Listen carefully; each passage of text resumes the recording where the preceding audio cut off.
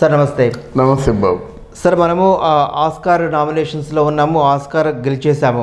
ఇందాక మీరు అన్నట్లుగా కొంతమంది ఎందుకు దీనికి ఇవ్వాలి, లేకపోతే దీనికి ఇంత ప్రచార ఖర్చులు ఎందుకు, దీనికి ఇంత హంగు ఆర్భాటాలు ఎందుకు చేస్తున్నారు, ఇదేం పెద్ద గొప్ప కాదు కదా అంటూ అకౌంట్ల గురించి మాట్లాడుతూ తమ్మారెడ్డి భరద్వాజ్ గారు ఒక స్టేట్మెంట్ ఇచ్చిన నేపథ్యం చూసాం. సరే, దాని మీద కౌంటర్గా ఇస్తూ నాగబాబు గారు, కె రాఘవేంద్రరావు గారు కౌంటర్ ఇచ్చారు. సో ఇప్పుడు ఈ ఆయన మాటలు అంటే ఒక వ్యతిరేక ధోరణిలో మాట్లాడినటువంటి తమ్మారెడ్డి గారికి ఈ అవార్డు వచ్చిన తర్వాత ఎటువంటి సమాధానం చెప్పే అవకాశం ఉంది సినీ ఇండస్ట్రీ వాళ్ళు? ఇదో దురదృష్టం అండి. ఏంటంటే ఆయన మాట అంటే ఓవరాల్గా జరిగింది ఏంటంటే ఆయన తాలూకు ఎగ్జైట్మెంట్లో ఫ్లోలో వచ్చేసిన మాట, కానీ అక్కడ ఆయనకి మాత్రం అంతకుముందు రాజమౌళిని పొగడలేదా, రాజమౌళి తాలూకు సినిమాల్ని పొగడలేదా, అంటే ఎందుకు అనుకోకుండా వచ్చింది. దీంట్లో ఒక చిన్న రాజకీయం ఉందిలేండి. ఆ రాజకీయం ఏమిటంటే బహుశా అక్కడ మన వైఎస్ఆర్ కాంగ్రెస్ పార్టీ తాలూకు ఇన్ఫ్లుయెన్స్ కొంత ఉండొచ్చు, బహుశా ఉండకపోవచ్చు, అది వేరే విషయం. ఆయన చెప్పేటువంటి ఆ ఛానల్ బట్టి, ఆ ఛానల్ అంటే మరి ఆటోమేటిక్గా వైఎస్ఆర్ తాలూకు ఫేవర్గా ఆయన గురించి చెప్తేనే బాగుంటుంది. అది అంతే తప్ప నా దృష్టిలో తమ్మారెడ్డి భరద్వాజ్ గారు అంత తెలుగు తక్కువ మనిషి ఏం కాదు. రెండోది, కానీ ఇప్పుడు అవార్డు వచ్చిన తర్వాత పార్టీలకు అతీతంగా అన్ని రాజకీయ పార్టీలో ఉన్నటువంటి వాళ్ళు ఇంక్లూడింగ్ మన దేశ ప్రధాని కూడా ప్రశంసిస్తూ ట్వీట్ చేశారు. సో ఈ నేపథ్యంలో వైఎస్ఆర్సీపీ వాళ్ళకి ఉన్నటువంటి అడ్డంకి లేకపోతే ఏముంటుందంటారు? అడ్డంకి ఏమి లేదు. ఇక్కడ వాళ్ళకు ఉన్నది ఏంటంటే ఇక్కడ మన పవన్ కళ్యాణ్ తాలూకు బిడ్డ రామ్ చరణ్ ఉన్నాడు, అయితే మన చిరంజీవి బిడ్డ రామ్ చరణ్ ఉన్నాడు. అంతే అడ్డంకి, అంతకంటే ఇంకే ఉంది. తెలుగుదేశం బాలకృష్ణ అన్నయ్య కొడుకు జూనియర్ ఎన్టీఆర్, అంతే, అంతకంటే ఏం లేదు.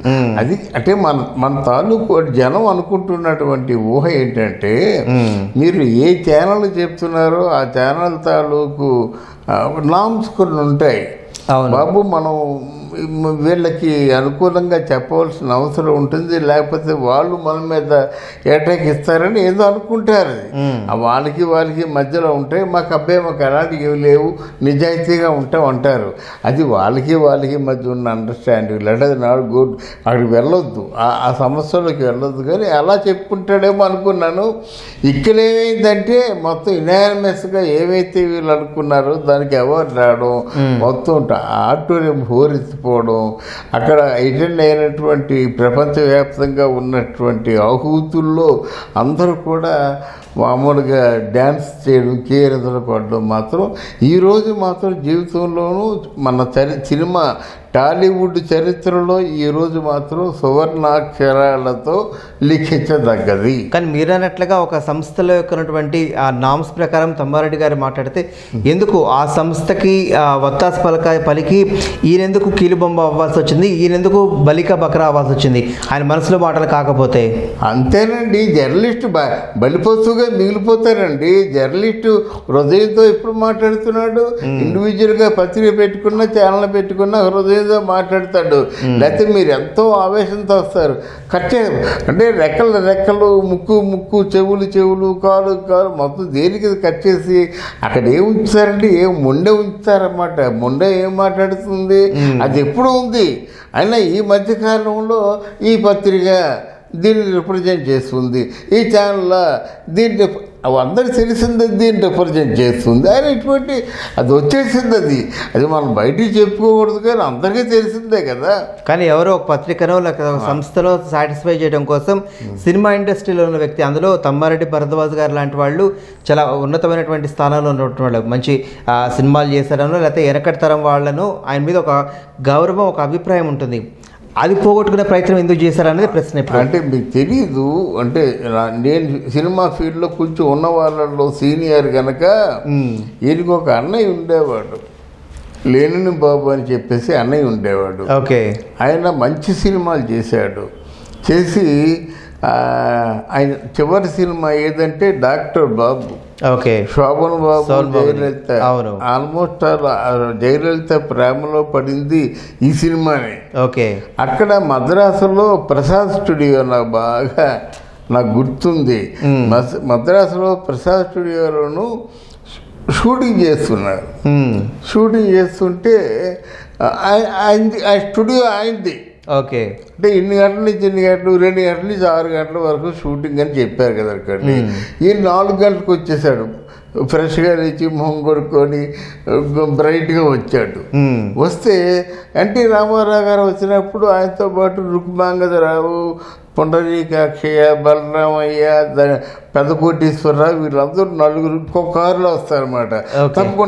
తప్పుకోండి అని హడావుడిగా పడుతూ లేస్తూ అంటే పరుగులా నడుగుతూ వచ్చేసి, ఇంకా ఉన్నావంటే నువ్వు పెద్ద చేస్తున్నాడు అని చెప్పారు. ఎవరితోని? వీళ్ళ అన్నయ్యతోని. ఓకే. వీళ్ళ అన్నయ్య మంచి హైట్, మంచి బాగుంటాడు. ఏంటండి అంటే పెద్ద ఆయన వచ్చేస్తున్నారు అంటే పెద్ద ఆయన అంటే ఎవరు పెద్ద ఆయన అంటే అయ్యో ఆయన డబ్బీకి వచ్చి చెప్పాలి. ఎవరయ్యా మీరు? స్టూడియో నాది, చెప్పండి రైతు. నా స్టూడియోలో నా వర్క్ నా టైం ప్రకారంగా నా వర్క్ అయిపోయిన తర్వాత మా మేనేజర్ మీకు ఫోన్ చేస్తాడు, అప్పుడు మీరు రండి, అంతవరకు వచ్చి కార్డు ఎరగొడతా అన్నాడు. నోరు మూసుకొని వెళ్ళిపోయి వాళ్ళకి పెద్ద ఆయన వచ్చేసాడు. వచ్చేసిన తర్వాత గొప్పతనం ఏంటంటే ఇలా లేని బాబు గారు ఇలా అన్నారంటే ఇట్స్ ఆల్రెడీ బ్రదర్, కరెక్ట్ కదా. మరి ఆయన స్టూడియో కదా, మన స్టూడియో అయితే ఇస్తామా అని వెళ్ళిపోయారు అన్నమాట. ఆయన గొప్పతనం అది ఈ తాలూకు తెగింపిది మాట. పెద్ద ఆయన ఏం చేస్తాడు? ఇది పెద్ద కంగారు పడతారండి మీరు, నా స్టూడియో నేను పని చేస్తాను అంటే ఆయనకి అంత ధైర్యం ఉండేది. ఆయన తమ్ముడు ఇలా ఎవరు తమ్మారెడ్డి. ఇకపోతే వాళ్ళ నాన్నగారు ఎంత గొప్పవాడంటే కొత్తలో వెళ్ళేవారు అన్నమాట. నేను కొంచెం లెఫ్ట్ ఓరియంటేషన్ నాకు ఉండేది. ఆ గేయాలయ్యి చదువుతుంటే చాలా మెచ్చుకునేవాడు, ఇన్స్పైరింగ్గా ఉండేవి గేయాలయ్యి. అంటే లెఫ్ట్ ఓరియంటేషన్తో నిజమైన కమ్యూనిస్టులు వాళ్ళు పోరాటాలు చేశారు. చాలా వాడు గొప్పవారు అన్నమాట. అటువంటి వాళ్ళ కొడుకు ఈ భరద్వాజ్ అన్నమాట. అయితే కనీసం ఆస్కార్ అవార్డు వచ్చిన తర్వాత అంటే నేను అందరి లెక్కల అకౌంట్స్ నాకు తెలుసు, నేను అవన్నీ బయట పెడతాను అన్నటువంటి స్థాయి దగ్గర నుంచి కనీసం ఇవాళ అవార్డు వస్తే ఆయన నుంచి ఎక్కడ కూడాను ఒక ప్రశంస రాలేదు. కనీసం ఇక నుంచి అయినా సరే ప్రశంసతో పాటుగా తన మాటను వెనక్కి తీసుకునే అవకాశం ఏమైనా ఉందంటారా? మాట వెనక్కి తీసుకోవాలండి. అది ఇక్కడ 2 మాటలు వెనక్కి తీసుకోవాలి.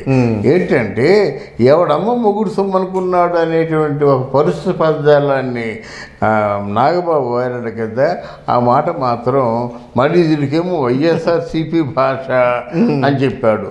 అది వెనక్కి తీసుకోవాలండి.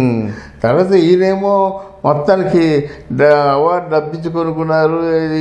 అందరి చిట్ట ఆవర్జ లెక్కలు నా దగ్గర ఉన్నాయి కొనుక్కొని చెప్పాడు కదా. అంటే మన స్థాయిని మనం తగ్గించుకునే పద్ధతిలో ఉండేటువంటి మాటలు దొరినాయి. అవును, ఆయన వాంటెడ్గా అన్నాడో ఎలాగన్నాడో కానీ అదంతా దానికి ఎంత అయితే తెలుసు, ఆ లెక్కలు తెలుసు, మీరు ఎవరి ఎంత ప్యాకేజ్ తీసుకున్నారో తెలుసు. ఇట్లాంటి మాటలు మంచివి కాదు. ఇప్పుడు మామూలు వాళ్ళు ఎవరైనా ఇప్పుడు బండ్ల గణేష్ కొంతమంది ఉన్నారు, అట్లాంటి వాళ్ళు మాట్లాడితే నువ్వు పిచ్చి ముద్ర అనుకుంటావు, కానీ నువ్వు పెద్ద మనిషి నువ్వు. అవును, అందువల్ల ఆయన ఆ మాటలు అనుకుంటా ఉంటే బాగుండేది. రైట్. థ్యాంక్ యూ అండి. నమస్తే. థ్యాంక్ యూ అమ్మా. Thank you very much.